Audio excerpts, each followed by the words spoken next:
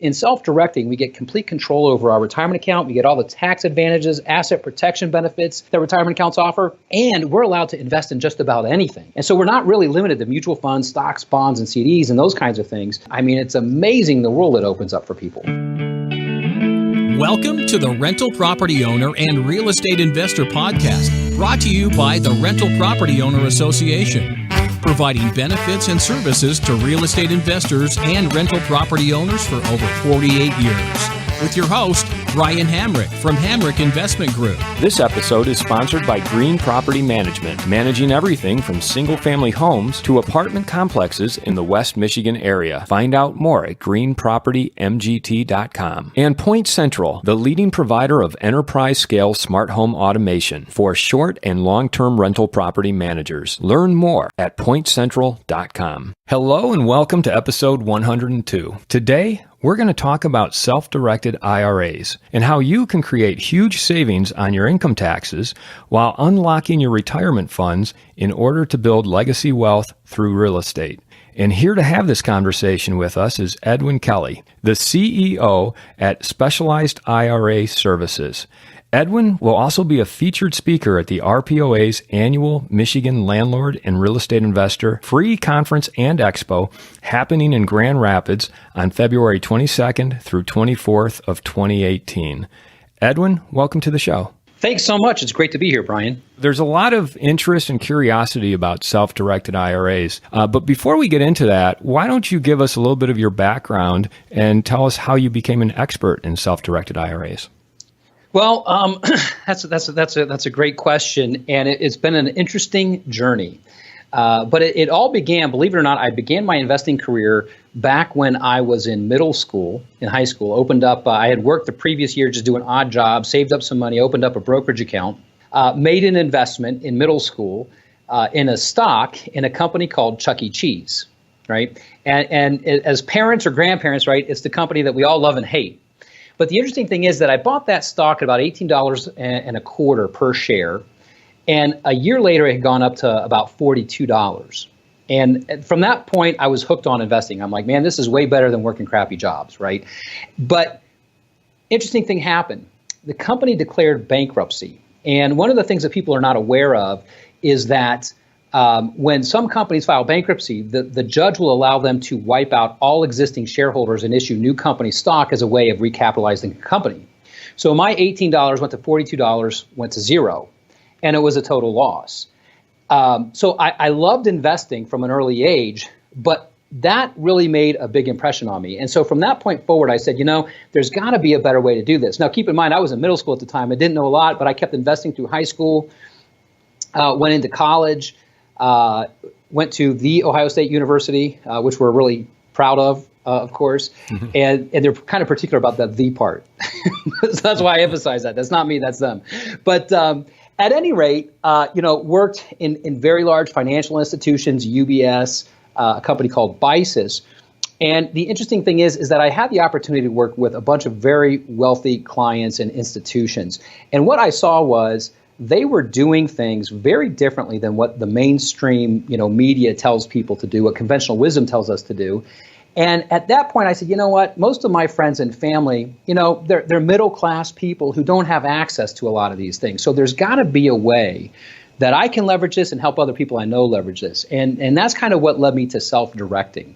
Because in self-directing, we get complete control over our retirement account. We get all the tax advantages, asset protection benefits that retirement accounts offer. And we're allowed to invest in just about anything. And so we're not really limited to mutual funds, stocks, bonds, and CDs and those kinds of things. There's so many other things that we can do. And when I started to figure that out, it became my life. And I've been doing it ever since. So, I tell people I've got 23 plus years experience doing this. So I've been around it quite a while at this point. Let's start with the basics. Who should be investing in self-directed IRAs and why? There's a couple answers to that question. The first answer is, and I'll be honest with you, like self-directing is not for everyone. And that's one of the things that I tell people. Self-directing is not for anyone because when you self-direct, you are deciding to take on all the opportunities that we're able to invest in that the government allows, but you're also taking responsibility for that. And so the first person is someone who says, I feel I can do a better job with my money than some commission-based financial advisor on Wall Street. Okay, so somebody who wants to take control, have access and diversify away from the stock market and away from mutual funds is one person that should seriously consider self-directing. A second type of person is anyone who develops specialized knowledge or expertise. So as an example, a large portion of my client list here at Specialized, they're real estate investors because they know how to make money in real estate. And what we show them how to do is to make money, but grow it long term inside of that account and protect profits, protect income from taxes, but also take those assets off the table from potential creditors. So people who have specialized knowledge in terms of investing or making money, and or someone who wants to diversify away from the stock market and get more control over their money, those are the two types of people that should look at self-directing. Those people who would be interested in self-directing IRAs, they might go to their Wells Fargo financial advisor and say, hey, I'd like to do self-directed IRA. What are some of the objections that they're going to hear to that? Well, the first thing that they'll probably hear is if they go to their bank or brokerage and they say, hey, I want a self-directed IRA, the advisor's response to that is going to be, great, that's what you have. So this is the first challenge that people have, because I'll often talk to people and they'll have an IRA. In fact, specifically, you mentioned Wells Fargo. I actually had a client about a month ago say, well, I have a self-directed IRA already. And I said, where's it at? He says, Wells Fargo. And I said, yeah. So I said, here's the distinction that I'll make right off the bat. There's what's called self-directed and there's what we call truly self-directed. So if you go to the bank or brokerage and you say, hey, I want a self-directed IRA, they're going to tell you that's what you have. And what they mean by that is that they'll allow you to pick any investment on their platform. So stocks, bonds, mutual funds, CDs typically.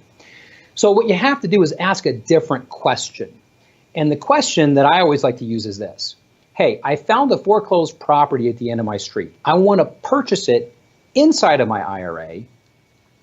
And then I'm going to pay for the rehab from my IRA. And then I'm going to put a tenant in that property. And I want the tenant to write a check back to my IRA. Will you let me do that? Now, if you ask that specific of a question to Wells Fargo, they're going to say, no way, you can't do that here. And oftentimes the answer just stops at, you can't do that. And what they really mean is you can't do it here because they won't allow you. So the first thing is that you have to get a truly self-directed IRA provider that will allow you to make those decisions for yourself. The most common objection that you'll get if you talk to a typical bank or broker is that number one is that you can't do that. And oftentimes they just don't know what you can or cannot do. So that's really the number one objection. And then the other thing that they'll say is that, well, it's pretty complicated and you may not want to get involved in that. Again, if they don't understand it, anything you don't understand is complicated, when you're outside looking in. But once you learn it, and that's one of the things that, we're going to be teaching at the conference, is how simple self-directing truly can be. How simple can it be? And once someone decides to do self-directed IRA, who should they talk to get help in doing it? You need to talk to a self-directed IRA provider, and that's what Specialized does. So if you talk to anyone on our team, they're going to be able to help you get started, go through the process, and actually invest your account. But the process is it's a three-step process. I call it my triple D process. Okay, so it's 3 steps. That's it. Super simple. Step number 1 is that you decide that you want to take control of your money, that you want to diversify away from the market, that you feel like you deserve more, that your family deserves more, that you can accomplish more being more involved in the process. And the moment you decide to set up a self-directed account and take control, you establish that account. It takes all of 15 minutes to do that. We have staff members who help clients every day set those things up. So like I said, 15 minutes on the phone with one of our folks and your account is set up. Which takes us to step 2, which is deposit. You have an account set up, but now you need to have some money in there to work with. And there's 3 ways to deposit money in a self-directed retirement account. One is a contribution, where you just take money from your checking account or savings account, deposit it in that account. Second way is a lot of people have IRAs already, and they can transfer all or some of that money into a self-directed retirement account. That's the second way. And a third way is a rollover.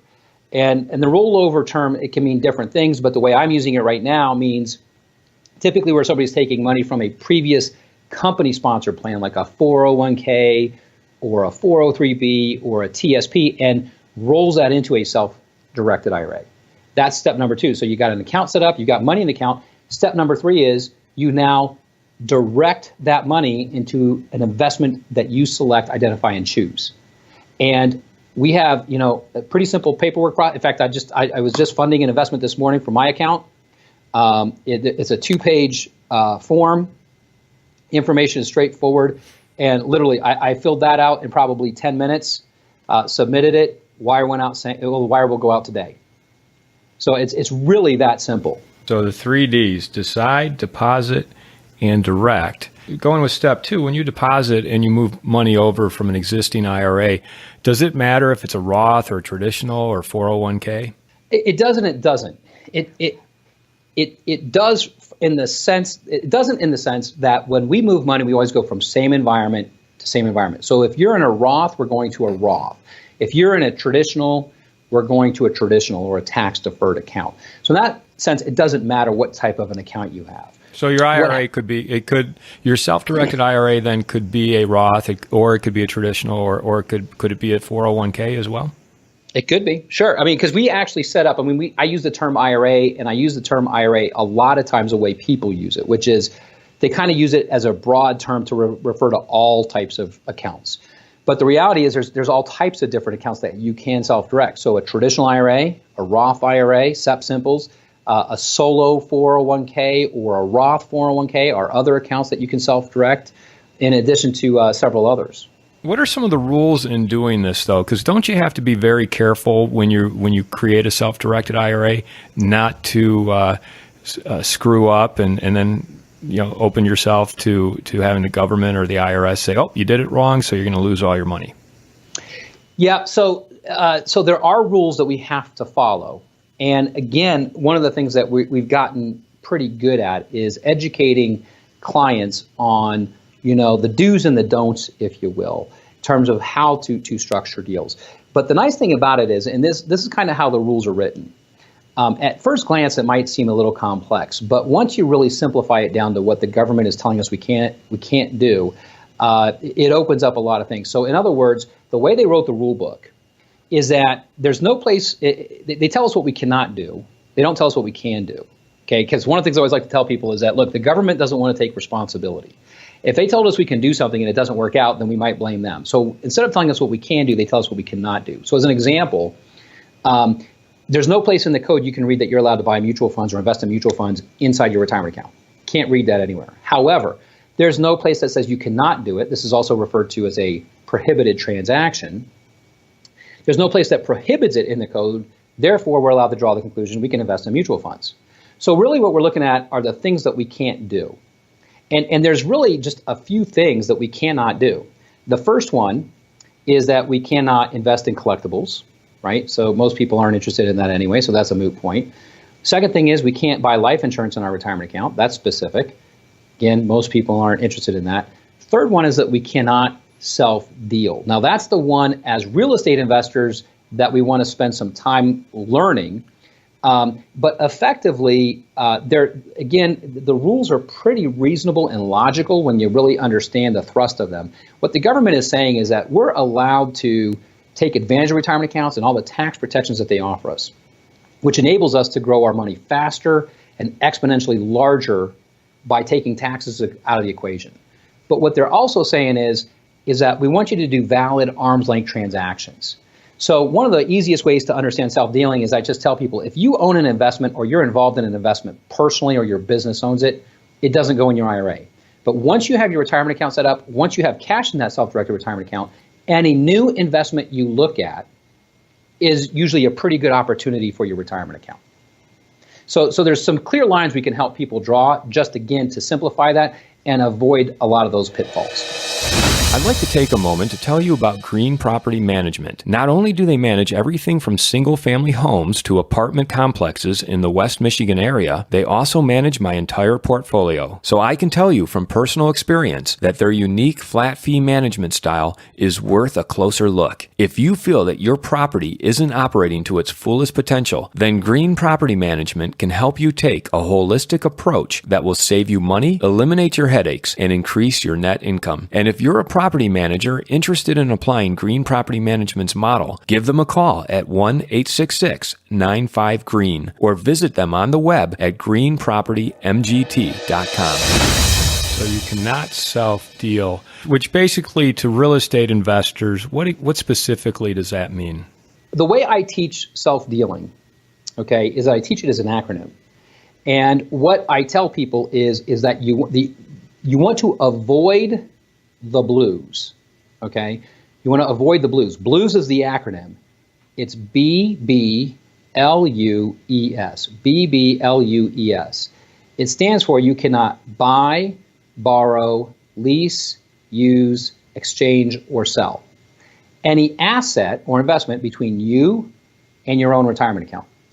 So as an example, if I own a piece of property right now in my personal name, and it's a rental property, and I want to go sell it because somebody's offering me, I can pull $50,000 in profit out of the transaction. There's no way for me to get that in my IRA to avoid that tax bill. But because I have a retirement account set up and I have cash in my account, if I'm out looking at properties to purchase, any property that I don't own already is a valid investment opportunity for my retirement account. So that's why I say some of those lines, people want to make it overly complicated, but it really isn't once you start to spend a little bit of time understanding it. So it's interesting because we actually have clients who open up accounts and within 30, 60 days, they're often investing. So it's one of those things that can happen very, very quickly once you just kind of get a grasp for some of the basics. What if I want to manage a property that I hold in a self-directed IRA? That's a good question. And so there's some distinctions there. You are allowed to manage your IRA and you're allowed to manage investments for your IRA. What you're not allowed to do is provide a service to an investment owned by your IRA. So what's the distinction? As an example, you have the right, let's take real estate as an example. If you look at a piece of real estate as a management function of your retirement account, you can say, I want to buy this property and not that one. You can say, I'm going to hire this contractor and not that contractor, right? You can do all of those things. You can say, I want to rent the property to this, I want my IRA to rent the property to this tenant, but not this one. Those are all things you can do. The tenant can write a check made payable to your IRA. You can send it in. That's management. The difference between a management and, say, a service in that respect is you could not say, well, write the check to me personally, right, Mr. Tenant. I'll deposit it in my account, pay some bills, and then send the net proceeds back to my IRA. That would be an example of providing a service or crossing that line, right? You can't take personal possession of those funds, but you get to make all the decisions around that. So you can have the check come in, you tell Specialized, pay the plumber, $100 for, fixing the toilet. You can direct all those functions. You just don't want to have you don't want to be too close to that in the sense that you're actually handling the money. That's kind of one of the areas that you draw the line.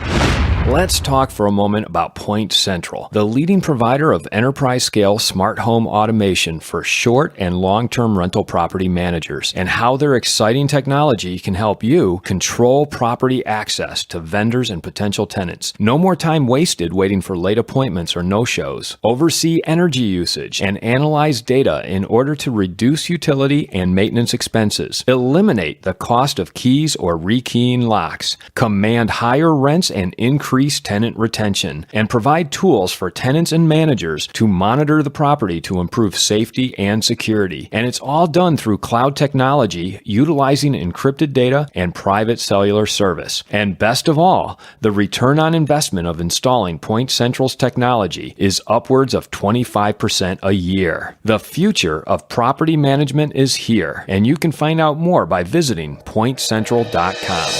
What are some of the ways that self-directed IRAs are being used by real estate investors? Well, we see it in a lot of different ways, but I'll give you a quick example, and it's a case study.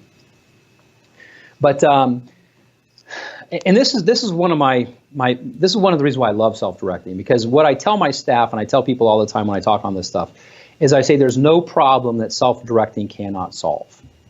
And in fact, I'll challenge my staff with that, and I'll say, give me a problem that that you don't think I can solve through self-directing. And I've never been stumped yet, right, in 23 years. But let me give you a specific example. Have a client by the name of Gary. Gary, 53-year-old attorney out of Ohio, and at 53 woke up one day and said, I don't have a retirement account set up. I didn't set aside money for retirement. I need to do something now. Now, most banks, brokerages would say you've waited too long, you waited too late, right? I mean, he's a typical guy. He's an attorney, makes $100,000 to $200,000 a year, wife, couple kids, a mortgage, car payments, right? I mean, typical scenario. But what he did was he set up a self-directed Roth retirement account, and this is back in 2004. He ended up purchasing real estate, buy and hold, in that account. Now, when he set up that account, in that year, he made a $4,000 contribution because that's all you were allowed to put in that year from a contribution standpoint. So he put in $4,000, and you say, well, how in the world do you buy real estate with $4,000 in the account? Well, one of the little known secrets and what I call a legal back door to the contribution limit is that, believe it or not, if you don't have enough money in your retirement account to make an investment, your account's allowed to borrow it. And so that's what Gary ended up doing. He ended up borrowing money inside of that Roth to buy properties that he then rented out. Okay. In fact, we teach this. There's a lot of different strategies around this scenario, but long story short, the whole idea was he wanted to retire in about 10 years. So it's okay, we can buy properties in the account. You can leverage those properties. We want those properties to be paid off by the time you're ready to take distributions. So that allowed him to dramatically increase his asset base, right, by buying multiple properties.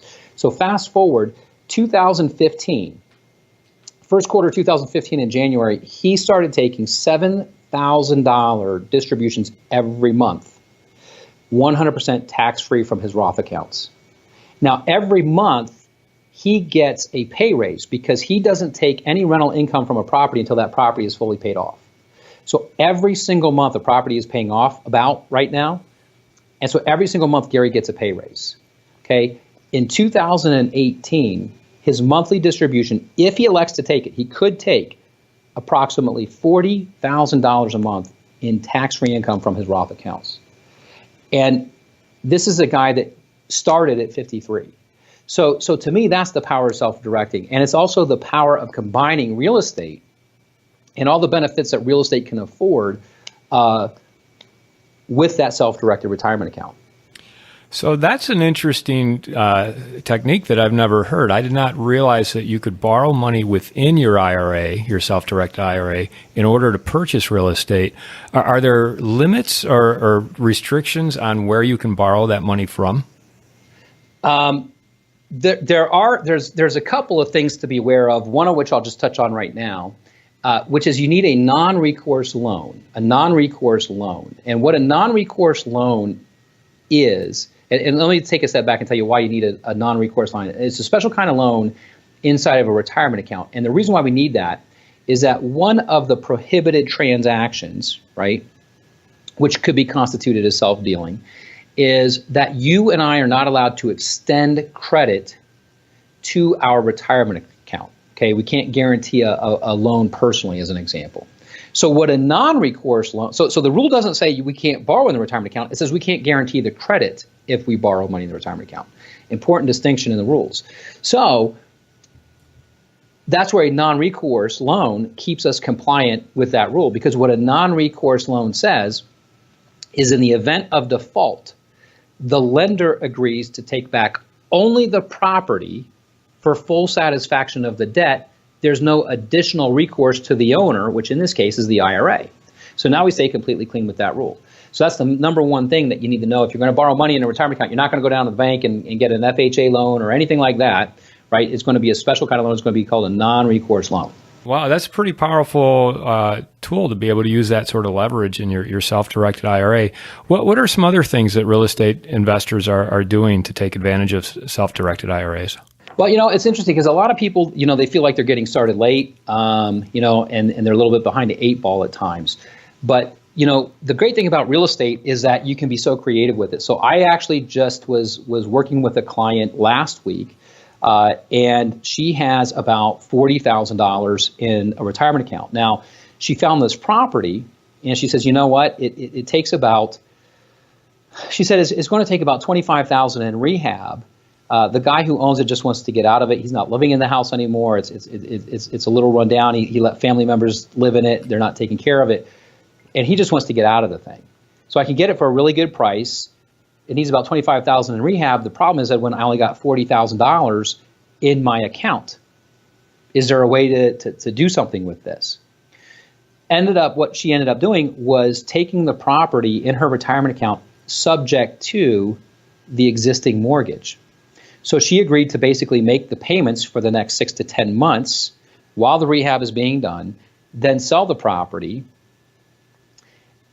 The mortgage is going to get paid off at that time, and then the rest of the proceeds and the profits will go back to her account. So a subject to transaction is an example of something that clients have done. Another example is options. So I have some clients who, because they're starting literally they'll start a Roth IRA because they don't have one, start self-directed Roth IRA with $500 contribution.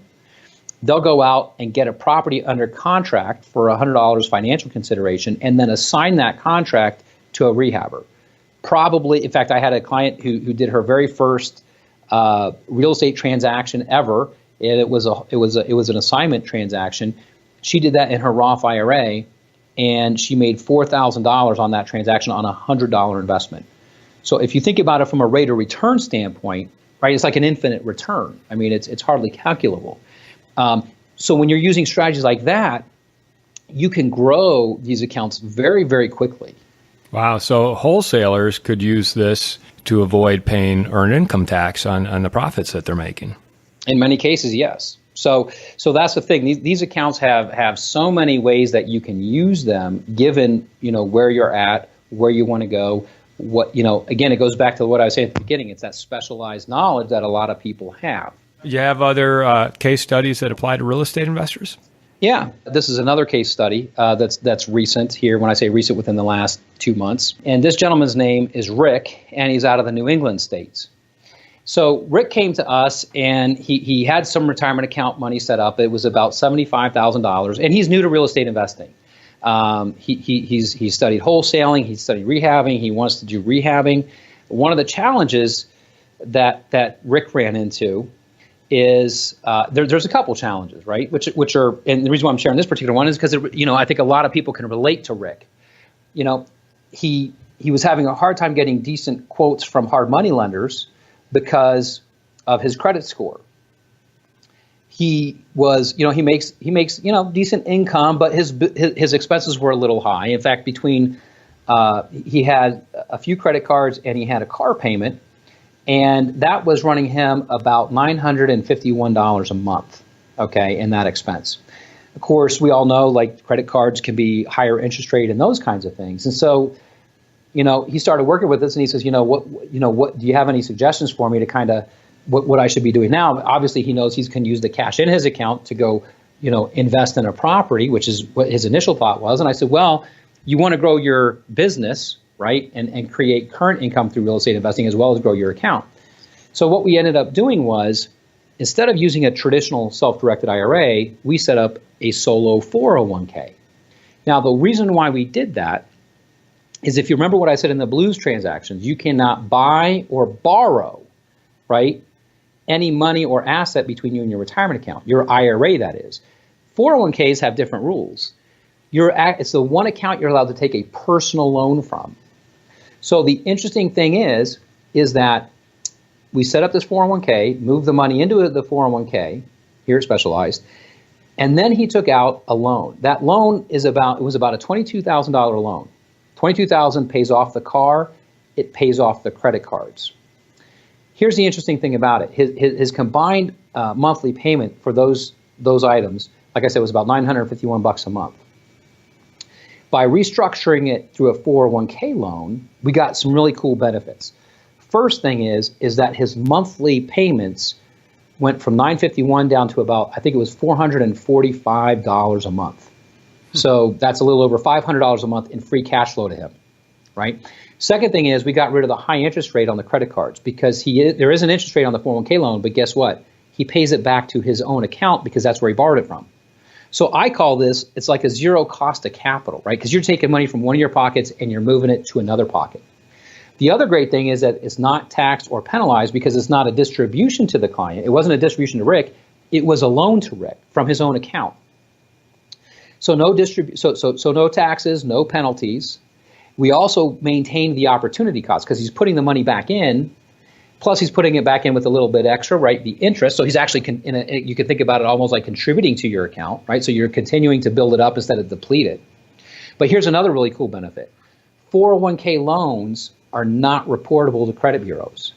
So by getting rid of the credit cards and getting rid of the car payment, we expect about a 100-point bounce in his credit score over a period of 60 to 90 days. And wow. So that's going to help him go out and secure those favorable hard money loans, right?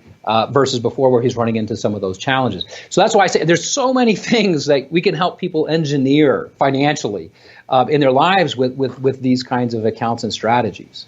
Wow, it really seems like you can get creative with the structure of your self-directed IRAs in order to do things like you just mentioned. Yeah, that's the challenge. That there's a lot of people out there, and I blame this on the way that a lot of financial institutions earn their compensation. I always tell people you you have to understand how people make their money to understand where they're coming from and what they can help you with or not help you with. If you look at Wall Street and banks and brokerages in general, they typically earn commissions on investments. And so they don't care if the money's in a retirement account or outside of a retirement account. They just want to be able to invest the money because that's where they get paid, is through the investment itself. So I'll say there's not a lot of real experts out there in this subject matter because, first of all, you got to understand the nuances between the different accounts and how they work. But then you also have to really understand self-directing and the rules around that, and then taking it one step further, you really want to understand, well, when I say you, not necessarily the client, that's our job, but to understand the investment strategies that people are capable of doing inside of these accounts, and then put all that together for them, right? And so that's why we go out and speak at conferences like what you're putting on, because it's really about just getting a new education. And once you get this education, I mean, it's amazing the world it opens up for people. You're absolutely right that a lot of people just don't understand self-directed IRAs. There's a lot of misconceptions, and if you don't mind, I'd like to kind of veer off target here and tell you a personal story and ask you a question based on that story about a self-directed IRA situation that I encountered as a syndicator. I've syndicated several large apartment deals, and originally thought, well, I'd like to bring in investors who can invest through their self-directed IRA.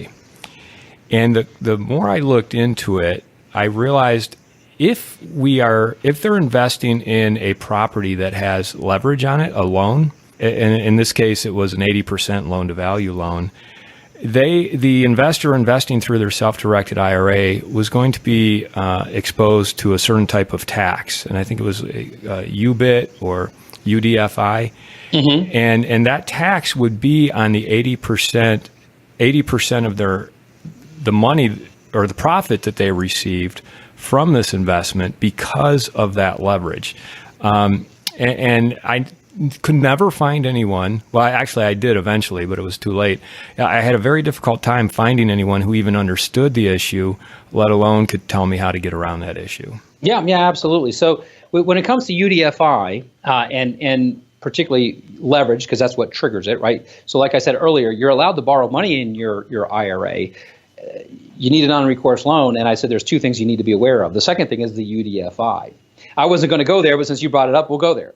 So the UDFI is a tax, right? For people that aren't aware of this, it's a tax that is on a percentage of profits or income derived from the use of that debt. So like you said, if it's 80% leverage, then in a sense, right, 80% of the income or profits are subject to this UDFI. Now, just as an FYI, going back to Gary subjected himself to the UDFI early on. We eliminated it a couple of years after we started this, and I'll tell you how we did that. But the first couple of years, he paid the UDFI, and it wasn't a lot of money necessarily, but it was something. And again, there's variables there, so it depends what it all looks like, how it washes out. But the first thing I'll say about UDFI, and this really comes from Gary, he says, you know what? He says, don't let the tail wag the dog. And the reason why he says that is he says, look, at 53, I started retirement account investing. And now you fast forward about 11, 12 years, he's generating so much income from that Roth that's coming out tax-free. He says, he lives a better lifestyle in retirement than he did when he was working, right? That's unheard of in conventional financial world, but it's possible in this world. So the UDFI I don't view as a deal breaker for most people. Having said that, I said that we eliminated it 2 years later. And the way we eliminated the UDFI was back in 2004 when this process started for Gary. What happened was he did this in a Roth IRA. UDFI applies to leverage transactions in a Roth IRA. However, in 2006, the government introduced the Roth bucket or the Roth component to 401k plans. And when you borrow money, as long as it meets certain criteria, which most of the loans will, when you borrow money inside that 401k plan, UDFI doesn't apply. So literally, by switching over to the Roth 401k from the Roth IRA, UDFI is just erased completely from a client scenario. So that's one of the things when we're working with clients, we dig down. What type of investments are you planning on doing? Because if somebody says they're thinking about using leverage or borrowing inside of that account, one of the number one recommendations that we'll make to them is a 401k versus an IRA, because we can eliminate the UDFI if that's one of the investment strategies they're going to use. Okay. Well, thanks for explaining that. And then for investors out there who are investing in syndications or other people's deals, and those deals have any sort of loan or debt on them, do you have any warnings or anything that you would recommend that they think about? The number one thing to think about, and this is where, and people sometimes will say, well, why should I pay UDFI? And the number one thing my first answer to that question is I'm not telling you should, okay? But what I am saying is that there are times that it makes sense to pay it.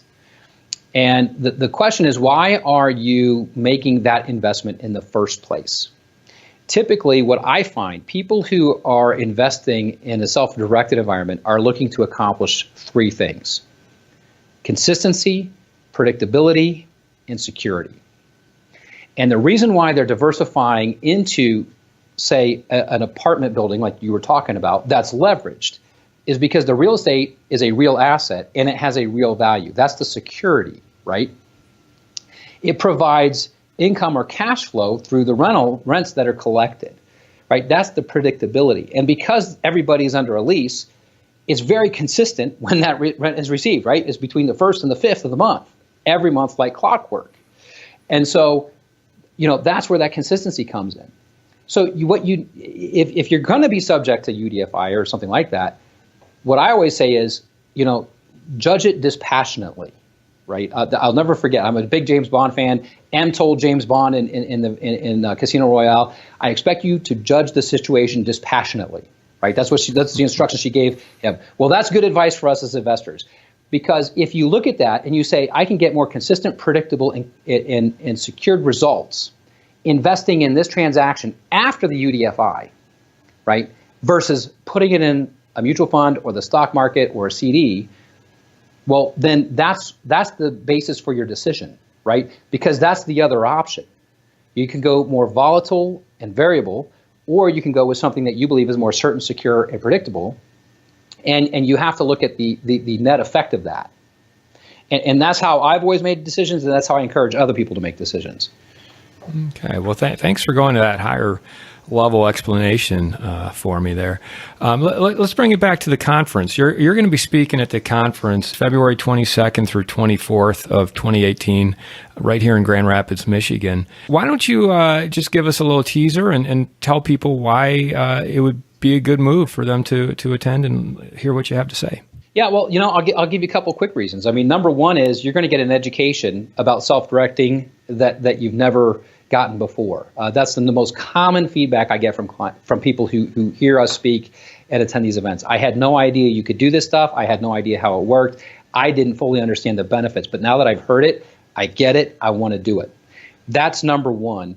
Second reason is that literally I will show people in the room how to, before they even leave that conference, they can start making money with their self-directed retirement account by leveraging all the knowledge, the expertise, and the people that they're circulating with in that room that weekend. I can show them, and I will show them how to take that, start making money within the next 30, 60 days post-event. So if you're serious about making money, then you want to be in that session. Yeah, because one of the hardest things for me about self-directed IRA is, I get it. I know it makes a lot of sense, but it just seems like a lot of paperwork and a lot of work to get to the point where I'm actually doing it. Yeah, and that's one of the nice things about it, because I believe, typically this is the case, but I believe at that event, if people want to self-direct, we always have staff members, experts in this area there with all the relevant paperwork. So literally clients can spend 15, 30 minutes, have a one-on-one consultation. They can go over the paperwork, go over everything, get a fundamental understanding of how it works, get set up before they even leave the event. And so clients typically love that, because it's one big thing off their list, right? It's not something that drags on and that they have to spend a lot of time on. And when you actually have somebody sitting down with you, going through the paperwork with you, you'll realize how simple it is. And like I said, it doesn't take long to fill it out. It's very, very quick. And we really focus on making the client experience a very easy one. And so we have simplified paperwork for things. We give great explanations. And the most important thing is we educate people, right, on how it works, what it is, and why they're doing or filling out whatever they're filling out. Well, Edwin, I want to thank you for taking the time to help explain self-directed IRAs to us, and it's been a pleasure talking with you. I look forward to hearing more about this topic at the annual conference.